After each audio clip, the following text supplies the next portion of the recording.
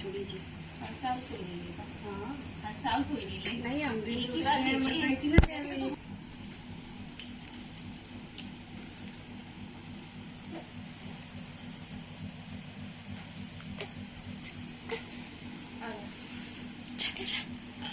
पकड़ लीजिए।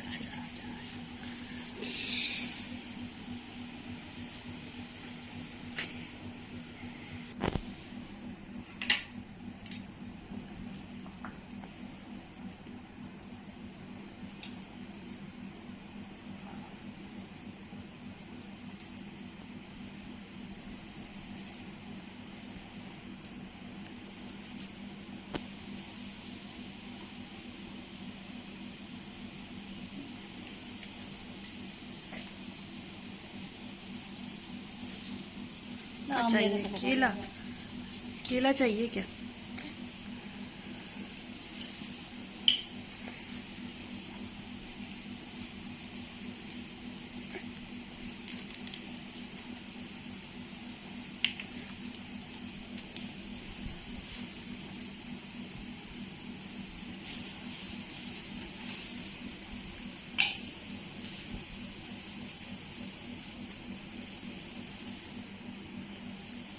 तो हम तुम दोनों अयोध्या में रहते थे, मेरी तुम्हारी बड़ी प्रीति थी। एक दिन हम तुम दोनों सरयू नदी में स्नान करने गए और दूसरी स्त्रियों को संतान सप्तमी का उपवास, शिव जी का पूजन अर्चन करते देखकर हमने दोनों ने भी इस व्रत को करने की प्रतिज्ञा की थी। तुम तो राजमत के कारण सब कुछ भूल गई और झूठ बोलने का तुमको दोष लगा, जिससे तुम आज भी भोग रही हो।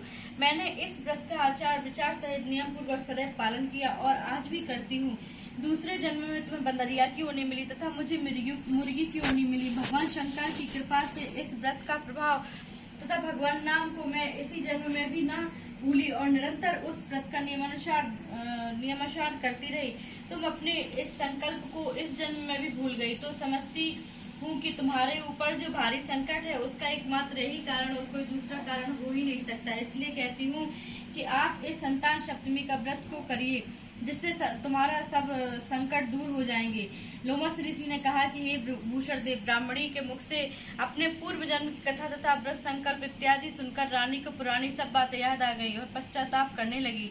अब रानी भूषण देवी ब्राह्मणी के चरणों को पकड़कर क्षमा याचना करने लगी और भगवान शंकर पार्वती जी की अपार महिमा के गीत गाने लगी। उसी दिन से रानी के नियमानुसार संतान सप्तमी का व्रत किया, जिसके प्रभाव से रानी को संतान सुख भी मिला और तथा संपूर्ण सुख भोगकर रानी शिवलोक को गई।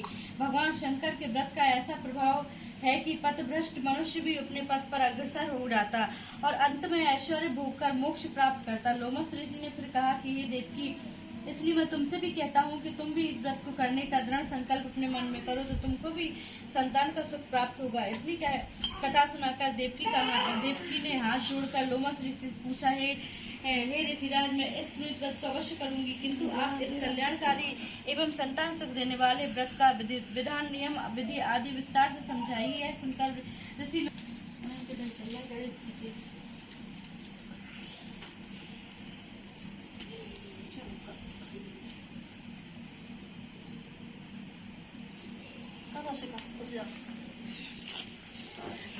चलो कितने मिनट हो गए? बीच में तो उसमें पता नहीं अंधेरा सा हो गया था है। तो कथा पढ़ रही थी ना, शकल ही नहीं दिख रही। हाँ तो शकल नहीं दिख रही थी ना मुझे। जय गणेश